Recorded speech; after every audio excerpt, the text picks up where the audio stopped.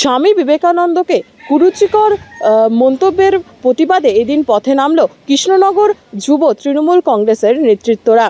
উল্লেখ্য, রাজ্যের বিজেপি সভাপতি সুকান্ত মজুমদার স্বামী বিবেকানন্দকে কুরুচিকর মন্তব্য করেছে। এই প্রতিবাদেই মূলত তাদের এই আন্দোলন।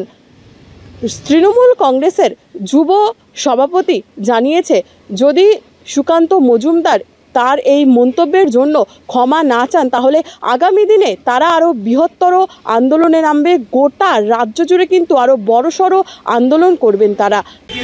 আমাদের রাজ্য সভানেত্রী সায়নী ঘোষের নির্দেশে আমরা কৃষক সহ তৃণমূল যুব কংগ্রেসের পক্ষ থেকে যেটা রাজ্যের নির্দেশ ছিল, আমাদের বিজেপির রাজ্য সভাপতি সুকান্ত মজুমদার আমাদের পথপ্রদর্শক আমাদের স্বামী বিবেকানন্দকে যেভাবে অপমান করেছে এবং তিনি তাকে বামপন্থী বলে আখ্যা দিয়েছেন, তার প্রতিবাদে আমাদের সারা রাজ্য জুড়ে প্রত্যেক ব্লকে, টাউনে এবং রাজ্য সভানেত্রী নিজেও আমাদের মিছিলে অংশগ্রহণ করেছে।